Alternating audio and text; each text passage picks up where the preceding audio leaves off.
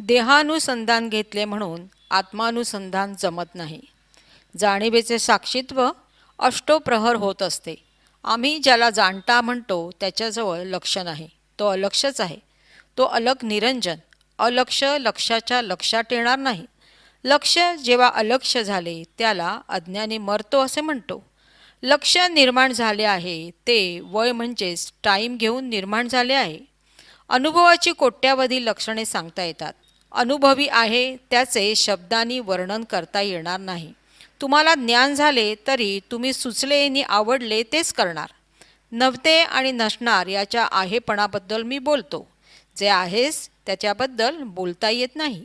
सत्य माहीत आहे म्हणतो त्याला ते माहीत नाही. सत्य उगे आहे. जाग आणि झोप नव्हती त्याला अगोदरचे काय माहीत असणार. जन्म म्हणून जाग झोप निर्माण झाली आहे. आता जी तुम्हाला अनुभव येतोय तो कळतेपण उद्भवले आहे म्हणून. ते कळतेपण स्त्री पुरुष काळे गोरे आहे काय. हे कळतेपण तुम्ही कसे अडवू शकणार. अकळपणे कळतेपण आले ते कळतेपणाने तुम्ही कसे धरून ठेवाल. किडामुंगींपासून ब्रह्मादिकापर्यंत सगळी कळतेपणाचीच नावे आहेत.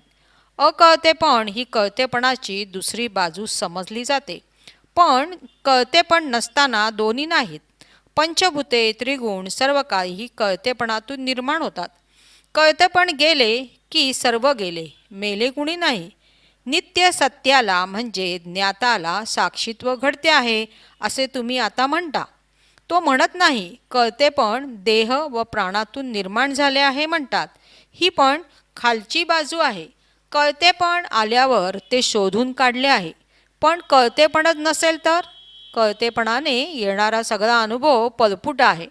कळतेपणाने सत्य ओळखता येणार नाही. कळतेपण क्षणाचेच आहे पण हजारो युगाचे आयुष्य भोगते. जरासे कळतेपण आले ते वागून गेले एवढा काळ. कळतेपण स्त्री नव्हे, पुरुष नव्हे, ब्रह्म नव्हे, काही नव्हे, पण कळतेपण आहे म्हणून सर्व काही आहे. इकडून तिकडे तिकडून इकडे लोक कशाला फिरतात. कारण त्यांना जाणीवेचा चावा सहन होत नाही. एकनाथी भारुडात विंचू चावला म्हटले आहे. ही संज्ञा कळतेपणालाच दिलेली आहे. हे सर्व विषय निरसन व्हायला कळतेपण तेवढे बघा. कुठे आहे परमतत्व. या म्हणी आहेत सगळ्या. तुम्ही म्हणालात अमका एक फार मोठा साधू आहे. मी म्हणेन तुम्ही समजता त्यापेक्षा तो फार फार मोठा आहे. कारण मला माहीत आहे त्याचा जन्मच झालेला नाही. हे सर्व विनोद म्हणून निर्माण झाले आहे. विनोदाला कायदा कानून नाही. हे ऐकून तुम्ही म्हणाल आम्ही अफाट जगात फिरलो पण महाराजांइतका मूर्ख भेटला नाही. पूर्ण मूर्ख किंवा पूर्ण पुरुष याच्या मधली पदवी मला कोणी देणार नाही. सकाळी जाग आल्यापासून झोपेपर्यंत अष्टोप्रहर आत्मानुसंधान असते. पण लक्षात कोण घेतो. स्वतःला देह समजल्यामुळे ते कळत नाही. देहानुसंधान घेतले म्हणून आत्मानुसंधान जमत नाही. प्रत्येक प्राणी आपल्या कल्पनेप्रमाणे ज्ञानी आहे. त्याची ती कल्पना. जो कोणी धर्मगुरू दीक्षा देतो ती त्याची कल्पनाच. मग तो राम असो, कृष्ण असो किंवा कोणी. अनेक धर्म आहेत. प्राण गेला तरी एक जण दुसऱ्याचा धर्म स्वीकारणार नाही. पण जाग झोप तहान भूक याशिवाय कोणता धर्म आहे. एक मत म्हणजे भावना मिलन.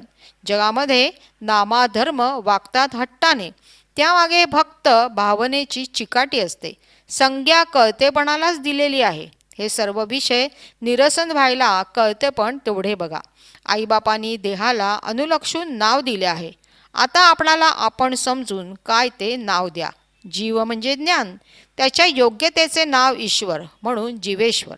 देह हा साचलेल्या अन्नाचा पुतळा. अन्नाचा गुणधर्म तेच मनोविकार. अंतर्यामी असलेले ज्ञान सर्व बाजूनी घनवट आहे म्हणजे आकाशासारखे अतूट आहे. गरज आहे तिथे प्रेम आहे. गरज नाही तिथे प्रेम नाही. आत्मा आत्म्यात मिसळावा म्हणजे जाणीवेने जाणीवेवरच लक्ष ठेवावे. अन्न विषयांवर नको. याचकाचा पुनर्जन्म तृप्ताचा नव्हे. कायेच्या जातीचा मानव म्हणतात. कायेतील आत्मा मानव नव्हे. ज्ञानाला ज्ञान म्हणून ओळखील तो देह असतानाच मुक्त झाला. आत्मा अक्रिय असूनही त्याच्या सत्तेने प्राण कार्य करतो. अनुभव कशाने येतोय व कोणाला येतोय ते पहावे. घनश्यामाच्या दर्शनामध्ये जो मग्न झाला आहे त्याचे सगळे क्लेश नष्ट होतात. जो स्वतःच्या दर्शनाने पुनीत झाला तो स्वाभाविक परोपकारी होतो. उपकार कोण करील? ज्याला आपण तेच दुसरे आहे हे कळते तोच. आत्मरूपाचे दर्शन आत्मरूप आहे. मग जादूटोणा कोणावर करणार? जो स्वतःचाच भक्त असतो तो सर्वांचा आत्मा बनतो. तुम्ही ज्ञानाच्या ज्ञानरूपाने राहा. कोणालाही जीवबुद्धीने सहसा बघू नका. ज्या योग्यतेने तुम्ही आत्म्याला पाहाल ती योग्यता तुमची होईल. दुसऱ्याला पण आत्म्याच्या योग्यतेने बघा. इथे आश्रमात येणाऱ्याला आतील भगवंताने बुद्धी दिली म्हणूनच तो येतो. ज्याच्या शेवटचा जन्म आहे तोच येथे येतो. तुमच्याच ओळखीने सर्व प्राणी मात्रांकडे पहा. येणे जाणे कोणाच्या हाती नाही, तशी बुद्धी देणे भगवंताच्या हाती. आत्मस्वरूपा वेगळे अन्य दैवत आहे ही कल्पना घेऊ नका. आत्मस्वरूपाला तेच आपण असे भजा, याचकपणा सोडून.